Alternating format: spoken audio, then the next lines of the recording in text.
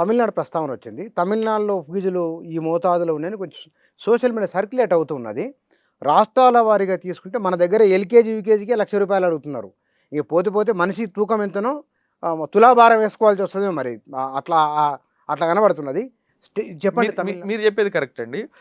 తెలంగాణలో ఈ పరిస్థితి ప్రభుత్వ రంగం నుండి ఇప్పుడు నేను చెప్పిన సమస్యలన్నీ ఉన్నాయి కాబట్టి తల్లిదండ్రులు మొత్తం తెలంగాణలో ప్రైవేట్ వైపు పోతున్నారు. ఇదే అదునుగా చూసుకొని ప్రైవేటు వాళ్ళు 4 రకాల కేటగిరీలు తెలంగాణలో ప్రైవేట్ పాఠశాలల్లో ఉన్నాయండి. ఒకటి బడ్జెట్ పాఠశాలలు.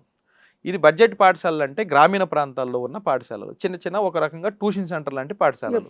నిరుద్యోగులు కలిసి ఉపాధి కోసం పెట్టుకున్న పాఠశాలలు. ఇందులో సంవత్సరానికి ఫీజు 15,000 నుంచి 35,000 రూపాయలు హైయెస్ట్ ఫీజు. రీజనబుల్. ఇది ఒక రకమైన పాఠశాల. రెండో రకం పాఠశాల స్టేట్ బోర్డులతో నడిచే పాఠశాలలు. అంటే ఎస్ఎస్సి బోర్డు అనుమతి అప్లికేషన్తో నడిచే పాఠశాలలు. ఇది రెండో రకం పాఠశాల.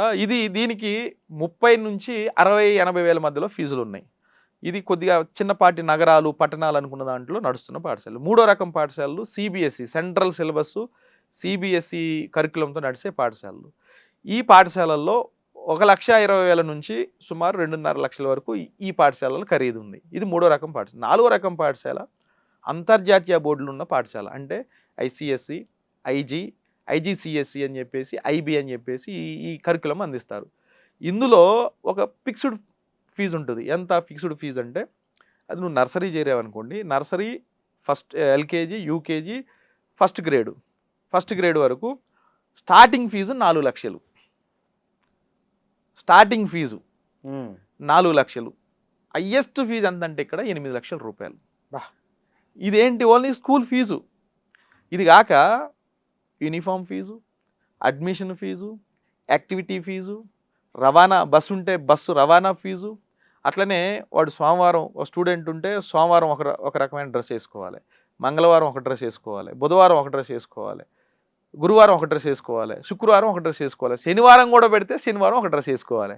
5 రకాల యూనిఫామ్లు కొనాలి. ఆ యూనిఫామ్కి ఒక ఖర్చు 60-70 వేల రూపాయలు. ఎందుకు అన్ని యూనిఫామ్లు? ఇప్పుడు అది వాళ్ళు దోపిడీ ఎట్లా చేయాలి? ఎల్లో కలరు వాళ్ళు రోజుకో డే పెడతారు.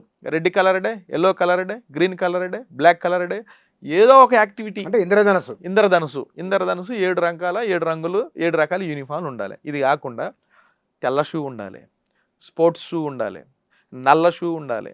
అంటే 3 రకాల షూ. ఈ 3 రకాల షూకి 3 రకాల సాక్షులు.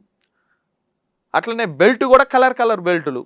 మధ్యలో దానికి బెల్ట్కి ఒక ధర, మధ్యలో వాళ్ళ లోగోతో ఉండే ఒక ధర, బెల్ట్ ఒక ధర, సాక్షి ఒక ధర, టై ఒక ధర.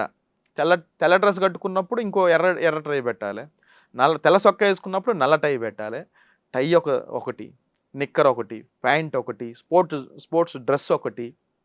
ఇది కాక మళ్ళీ జీకే క్లాసులు అంటారు, ఇది కాక మళ్ళీ డ్యాన్స్ క్లాసులు అంటారు, ఇది కాక మళ్ళీ ఇంకేదో ఇప్పుడు ఏఐ వచ్చింది కదా, ఏఐ క్లాసులు అంటారు. ఇవన్నీ ఒక భాగం అయితే ఫౌండేషన్ కోర్సులు అంటారు. ఐఐటి 6వ తరగతి నుంచే వాడికి ఫౌండేషన్ నేర్పాలి. ఐఐటి, నీటు, జేఈ మెయిన్స్, అడ్వాన్సుల కోసం కోచింగ్లు, దీనికి ఒక ధర. అసలు నేను అడుగుతున్నాండి, ఇన్ని రకాల ధరలు ఓన్లీ తెలంగాణలోనే ఆంధ్రాలో నడుస్తున్నాయి. తమిళనాడు మీరు అన్నారు, తమిళనాడులో 2009లో ఫీజు రెగ్యులేషన్ కోసం ఒక చట్టం చేసుకొచ్చారు.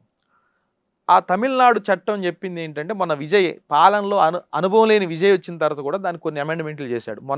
మొన్న అసెంబ్లీలో పెట్టి వాళ్ళు బిల్లు పాస్ చేశారు. పాత ప్రభుత్వం 2009లో ఉన్న ప్రభుత్వం తీసుకొచ్చిన చట్టంలో ఉన్నది ఏంటంటే, ఒక హైకోర్టు మాజీ జడ్జితో చైర్మన్గా ఉంటాడు. 7 సభ్యులు అందులో ఉంటారు. 7 సభ్యులు ఎవరెవరు ఎక్కడెక్కడ ఉండాలనేది గతంలో లేదు, ఎవరినైనా పెట్టుకోవచ్చు. ఇప్పుడు 2026లో విజయ్ వచ్చిన తర్వాత, సినీ యాక్టర్ విజయ్ వచ్చిన తర్వాత చేసింది ఏంటంటే, పేరెంట్ అసోసియేషన్ నుంచి ఒక ప్రతినిధి ఉండాలి.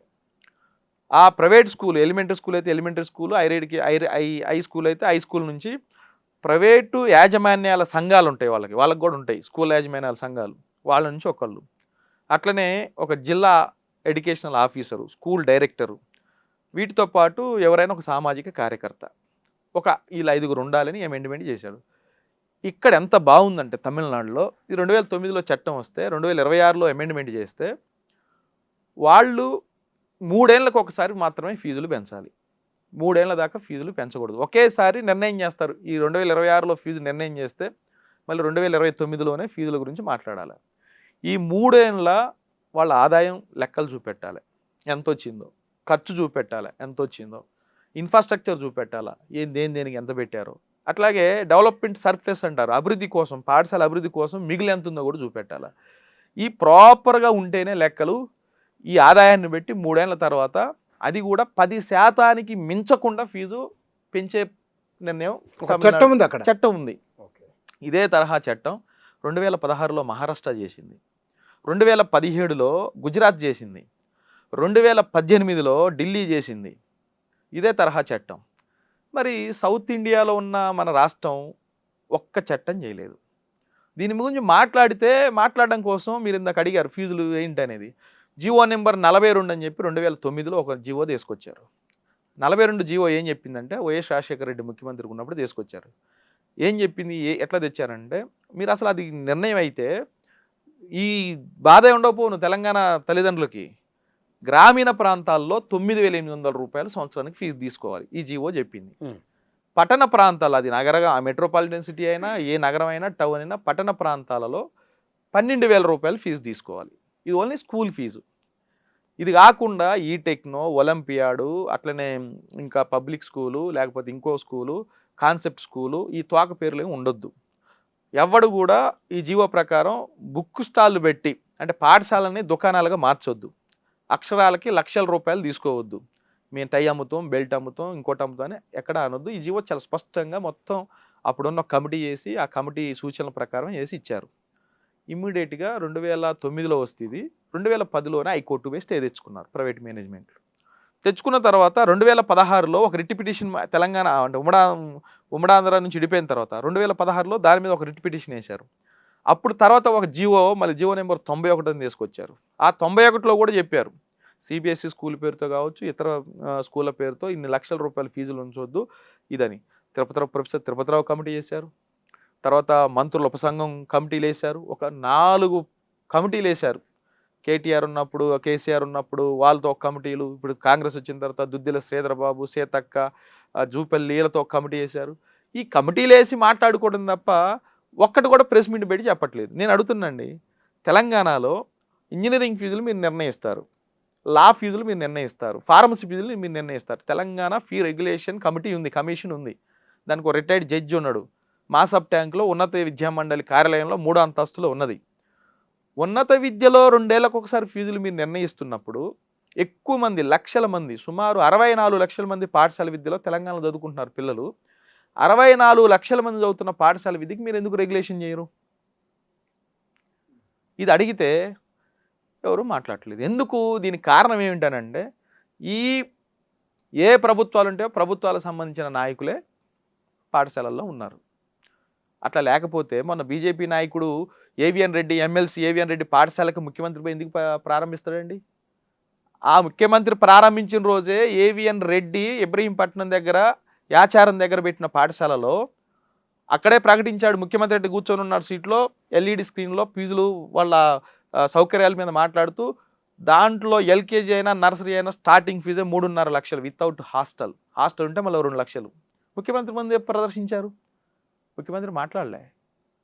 ఇంటర్నేషనల్ స్కూల్ ప్రారంభించడానికి వేండి తెలంగాణ ముఖ్యమంత్రి. మరి ఈ రాష్ట్రం ఎటుపోతుంది? అందుకే తమిళనాడులో ఈ తరహా చట్టం ఉంది. 3 ఏళ్లకు ఒకసారి ఫీజులు నిర్ణయించుకునే చట్టం చేశారు. ఒక రిటైర్డ్ జడ్జిని పెట్టారు, 7 మందితో కమిటీని పెట్టారు, ఆదాయాలు ఖర్చులు వివరాలు ఇవ్వాలని చెప్పేసి అన్నారు. మరి తెలంగాణలో ఎందుకు మీరు చేయరు?